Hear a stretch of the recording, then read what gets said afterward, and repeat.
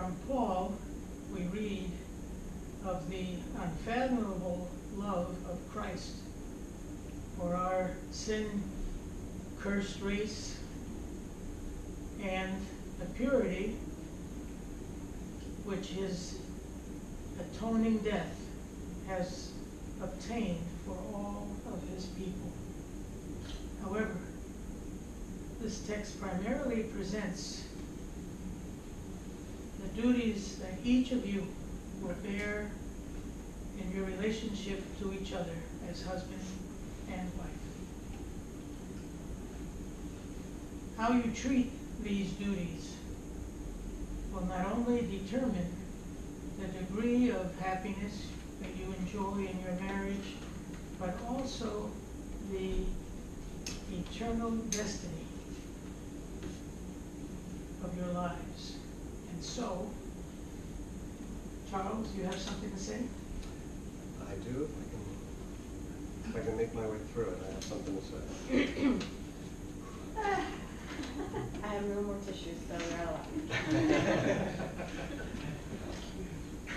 Dennise, from the moment our eyes first met, I knew I'd found the one for me.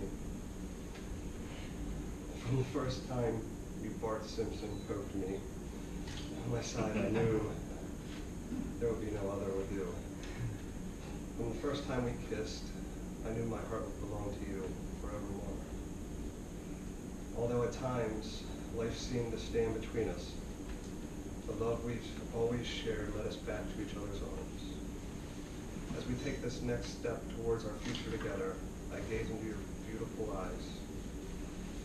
And once more, I'm reminded of how lucky I am. I'm lucky to have you in my life. I'm lucky to experience those familiar butterflies that only show up when you're around. These flutters only appear in the presence of true love. They say to me, true love does exist, and she's standing right before you. Once upon a time, I thought I couldn't possibly love you more than I did at that very moment, that I was wrong. With every passing day, I realized my love for you will only continue to grow until the end of time. For in your eyes, I see a reflection of who I am and who I can be. Dennise already made me so very happy in the amazing way you love me.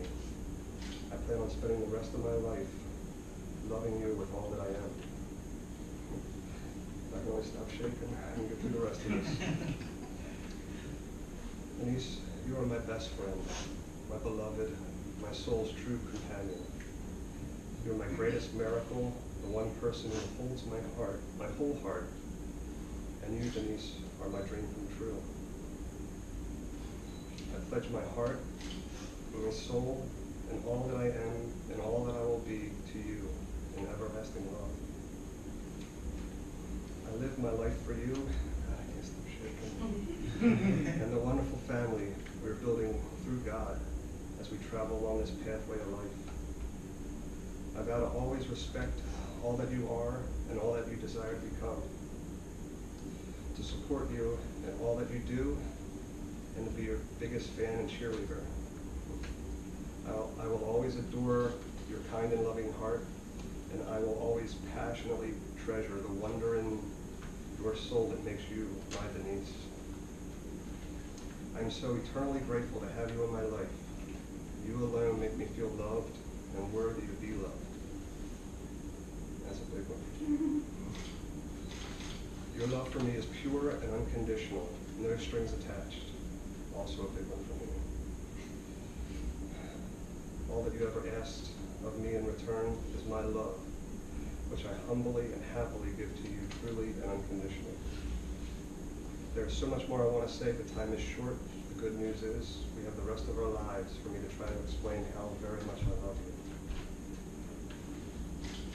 As we stand here before God and all that is gathered here today, I promise you this: to walk hand in hand with you through the rest of our lives, to carry you if you tire or stumble, and to trust you to catch me should I ever falter. To always be faithful, true, loving, and supportive. I vow to honor the wonderful woman you are and to be there to love and protect you from harm. I love you, Dennise.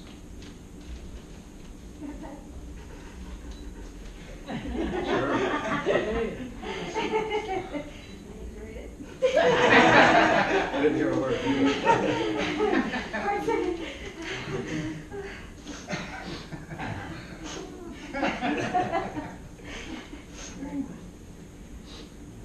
And let's listen to the second reading from Corinthians.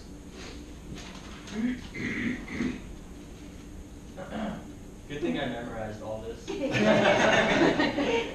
Corinthians 13, chapter 13, verse 4 through 8. I know that much. Charity suffered long and is kind. Charity invite not. Charity vaunted not itself, is not puffed up, doth not behave itself unseemingly, sleeps not her own, is not easily provoked, thinks no evil, rejoices not in iniquity, but rejoices in the truth, bears all things, believeth all things, hopes all things, endures all things. Charity never fails. These words are of Apostle Paul are essential to the success of your marriage. While no one doubts your love for each other today, those of us who are married know that it is nothing to compare to what it can and should be. There will be a day when passion will wane. There will be some times when tenderness will be tired. What will sustain you in those hours? It is love. Not the love that is felt or aroused, but the love that is learned. Often Jesus said, go and learn what this means. Today pledge yourself to learn what these things mean. Love is patient, that is, forbearing, given time to repent. Love is not envious. Love does not brag or boast. Love is not proud, looking down on others. Love is not vulgar or crude. Love does not have its own way. Love is slow to anger. Love is not suspicious. Love hates sin, but exalts in righteousness. Love is helpful. Love looks for the good. Love expects the best. Love is durable. Love just won't quit. Please love one another. Beautiful, thank you, Corey. I wrote that, by the way. Very well done.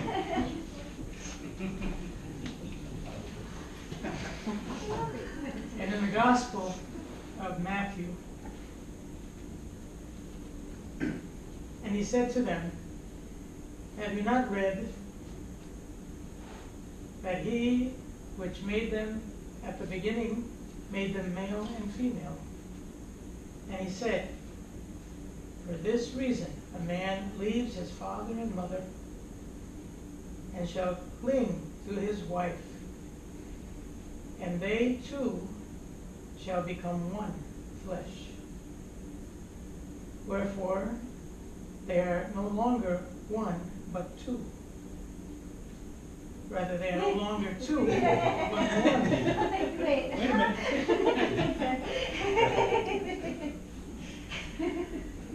For what therefore God has joined together, let no one put asunder. And finally, I remind you both that the authority that brings us to this ceremony comes from heaven. While I stand before you as the representative of the state of California, the state's authority to recognize, encourage, and authorize persons to marry is derived from God. For it is He alone that joins you both together, and He has authorized no one to sever that bond that He creates today. And so, when you take your vows, which are to follow, know that God Himself will bear witness to your oath. He will this day make a covenant between each of you and Himself that is according to His love and not man's covenant. For the Bible tells us that it is better not to vow a vow than to vow and not fulfill it. And I urge you to proceed no further if there is in your mind the idea of separating, of divorce, or if this relationship doesn't work out, it is not God's way, or it is His way that it will work out. But you have to apply the effort. Today, you will swear an oath to each other before God and before this, your family, that you will work it out. And I know that you know this. And my prayer to God is that you will do it. And so now I invite you to repeat these vows that I will prompt you with.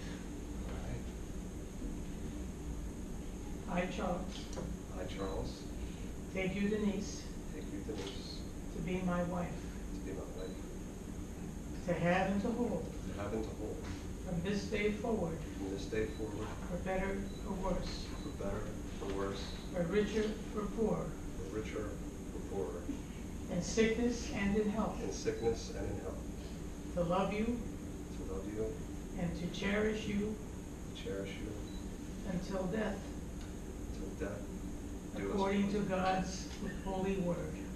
According to God's holy word.